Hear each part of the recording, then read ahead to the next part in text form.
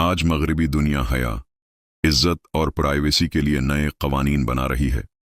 लेकिन हैरत की बात यह है कि कुरान ने ये उसूल 1400 साल पहले सूरह नूर में वाज़िह तौर पर बयान कर दिए थे। कुरान, हदीस और जदीद तहकीक, पर्दा और हया। कुरान की तालीम और जदीद समाजी तहकीक।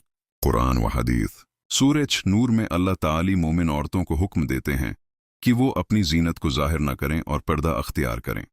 इस्लाम में पर्दा सिर्फ लिबास का मसला नहीं, बल्कि एक मुकम्मल अखलाकी निज़ाम है जिसका मकसद मुआशरे में हया, एहतिराम और पाकीज़गी को कायम रखना है।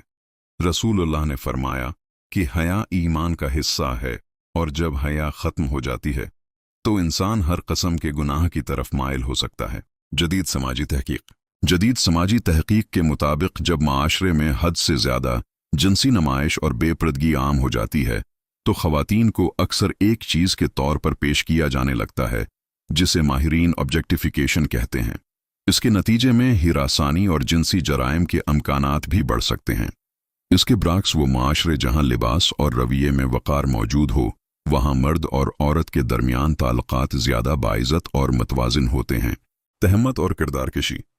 कुरान का कानून और जदीद नफ्सियात। कुरान व हदीस। सूरह नूर में अल्लाह ताली फरमाते हैं कि जो लोग पाकदामन औरतों पर झूठा इल्ज़ाम लगाएं और 4 गवाह पेश न करें उन्हें सख्त सज़ा दी जाए।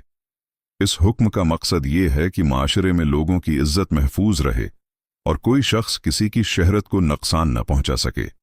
इस्लाम में किसी मुसलमान की इज्जत को नुकसान पहुंचाना एक बहुत बड़ा गुनाह समझा जाता है। जदीद नफ्सियाती तहकीक। माहिरीन नफ्सियात के मुताबिक झूठे इल्ज़ामात और बदनामी इंसान की ज़हनी सेहत पर इंतहाई मनफी असर डाल सकते हैं।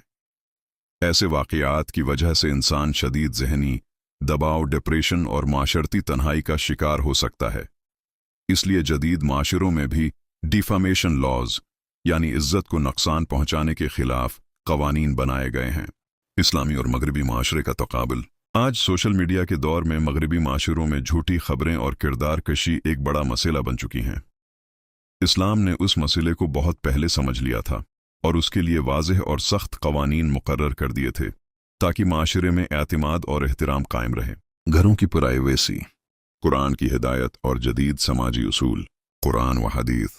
सूरह नूर में अल्लाह ताली हुक्म देते हैं कि किसी के घर में दाखिल होने से पहले इजाज़त ली जाए और सलाम किया जाए।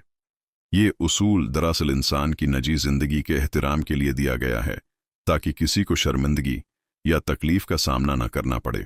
जदीद समाजी तहकीक। आज के दौर में माहिरीन समाजियात और नफ्सियात प्राइवेसी को इंसान का बुनियादी हक करार देते हैं।